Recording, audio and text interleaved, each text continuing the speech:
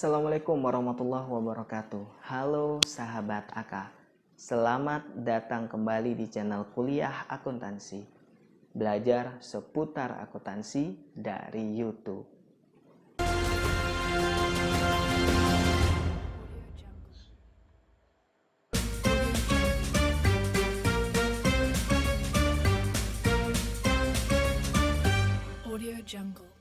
Kali ini teman-teman, kita akan membahas tentang etika profesional. Nah, etika profesional ini sebenarnya tidak mengikat hanya pada profesi auditor saja, tapi juga pada profesi-profesi yang lainnya. Katakanlah dokter, polisi, tentara, dosen, dan guru. Basically, etika profesional ini tidak lain dan tidak bukan menginginkan orang yang mengemban profesi tersebut melakukan hal-hal yang benar yang sesuai dengan peraturan dan perundang-undangan yang berlaku. Nah, apa sih etika itu ya? Nah, etika itu adalah serangkaian prinsip dan nilai sosial moral yang sebenarnya melekat pada diri kita masing-masing. Katakanlah dalam lingkungan warga itu ada larangan untuk membuang sampah di tempat umum. Ketika kita tidak membuang sampah di tempat yang dilarang itu, maka kita sudah mengedepankan etika dan nilai yang melekat pada diri kita. Beda hal kalau kita tetap membuang sampah di situ, maka saat itu juga kita sedang mengesampingkan etika yang melekat pada diri kita. Selain itu, etika ini juga disebut sebagai perekat dalam anggota masyarakat. Tadi contohnya, ketika kita ada larangan untuk membuang sampah di tempat umum dan kita dan warga lain menjadi bagian dari untuk mematuhi aturan itu, maka larangan itu sudah menjadi perekat bagi masyarakat yang lain, sehingga masyarakat itu berada dalam satu frekuensi atau tindakannya sama, yaitu sama-sama untuk tidak membuang sampah di tempat umum, tapi buangnya di tempat sampah. Nah, seperti itu. Nah, apa sih yang harus kita lakukan agar kita bisa memenuhi atau berperilaku etis, sehingga kita jauh dari tindakan-tindakan yang tidak etis? Yang pertama yang harus kita lakukan adalah kita harus bisa dapat dipercaya atau trustworthiness. Nah, untuk mencapai titik itu, maka kita dalam tindakan harus mengedepankan nilai kejujuran, itikat berpegang teguh pada kebenaran, kemudian kita juga memiliki integritas yang tinggi, tingkat kesadaran yang tinggi, dan loyal terhadap nilai-nilai dan prinsip-prinsip yang benar.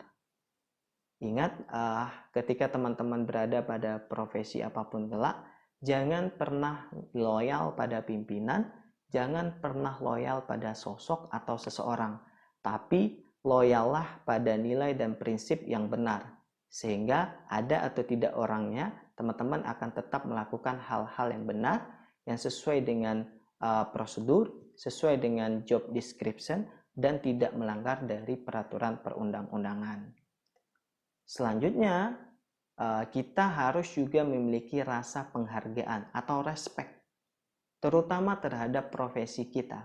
Jadi, untuk bisa melakukan hal yang baik, tentunya kita harus cinta nih. Kita harus cinta dulu dengan profesi kita. Jadi teman-teman harus cinta dulu. Kalau misalnya jadi auditor, ya harus rasa cinta dulu terhadap auditor itu, harus dikenali dulu. Kemudian untuk mencapai hal tersebut, kita harus berusaha untuk memantaskan diri. Gimana caranya? Caranya bisa dengan mengikuti pendidikan, pelatihan, menambah jam kerja misalnya. Kemudian kita juga harus hormat dengan teman atau rekan-rekan sejawat. Katakan sesama junior auditor, kepada senior, kepada manajer, dan yang terpenting misalnya kepada partner. Jadi kita harus memiliki rasa hormat yang tinggi, toleransi yang tinggi, dan kesopan santunan yang juga tinggi. Yang tidak boleh teman-teman tinggalkan ketika dalam profesi atau menjadi auditor kelak, teman-teman harus punya responsibility atau rasa tanggung jawab. Dan untuk mencapai hal tersebut, maka teman-teman harus bertanggung jawab atas semua yang teman-teman lakukan. Jadi ketika dalam melakukan prosedur audit, dari dalam proses audit, untuk mencapai yang teman-teman lakukan ini bisa dipertanggungjawabkan, maka teman-teman harus mematuhi standar audit, mengerjakan apa yang sudah disusun dalam program audit. Jadi jangan sampai karena dibayar besar, hilangin aja, langsung aja opini yang bagus, misalnya seperti itu. Kemudian teman-teman harus berusaha untuk menjadi teladan. Jadi jangan hanya berucap kata-kata saja, tapi tindakan lakukan yang benar-benar baik. Nah, seperti itu. Selanjutnya, teman-teman juga kita juga harus mengedepankan kelayakan dan keadilan.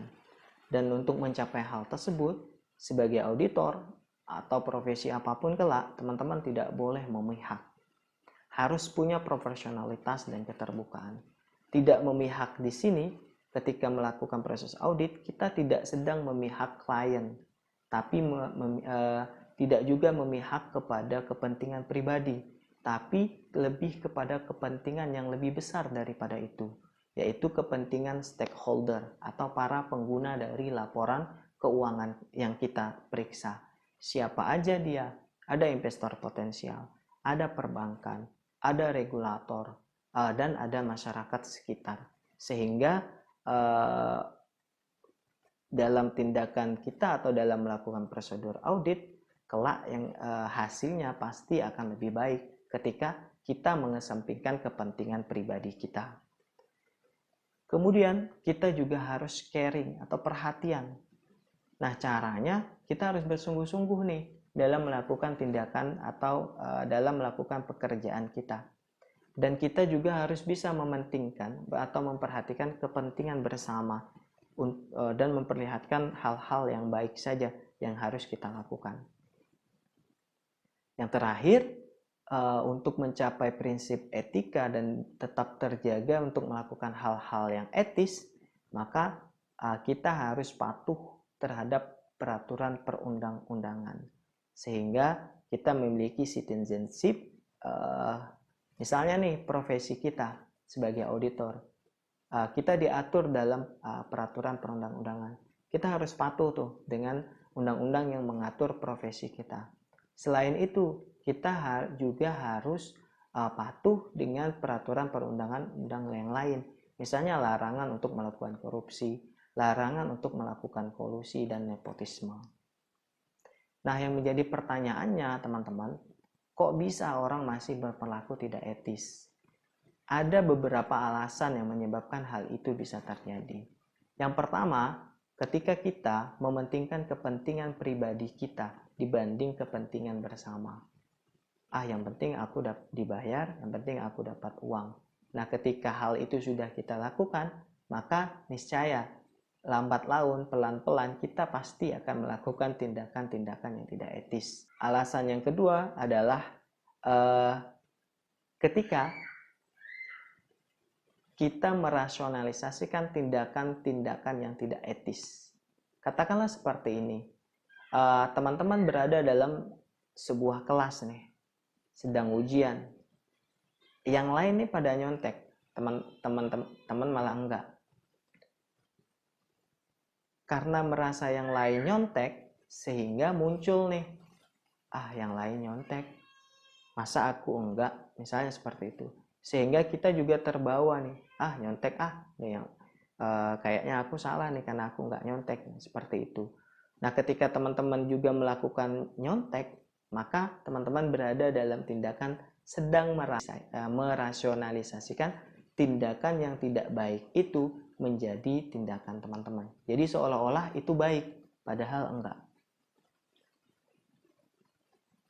Nah, sebagai profesional atau sebagai profesi yang profesional, maka auditor itu mempunyai tanggung jawab yang tinggi, yang luas.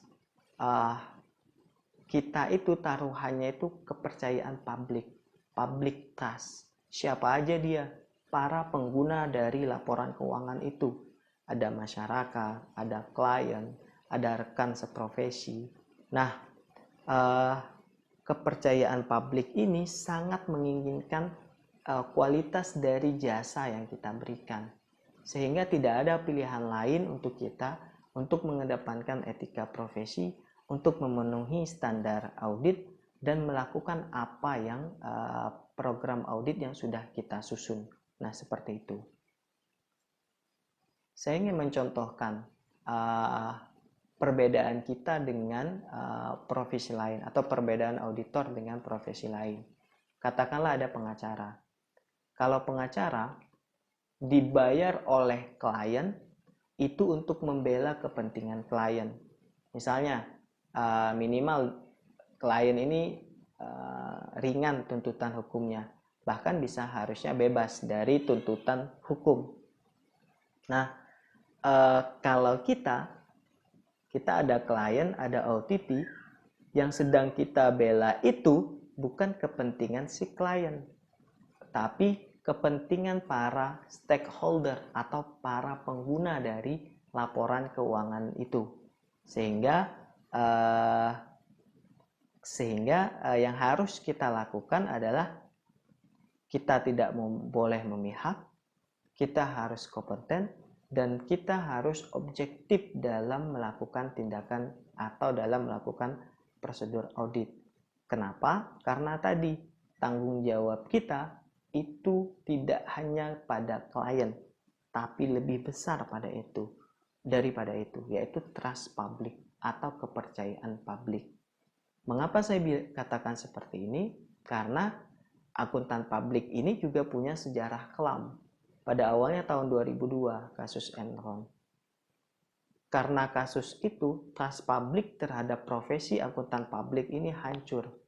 Perlu waktu yang lama bagi akuntan publik untuk mengembalikan kepercayaan publik. Nah, apakah setelah itu kasus akuntan publik yang melanggar etika berkurang? Tidak. Buktinya masih ada akuntan publik yang melakukan tindakan di luar etis, sehingga izinnya dibekukan. Nah, seperti itu.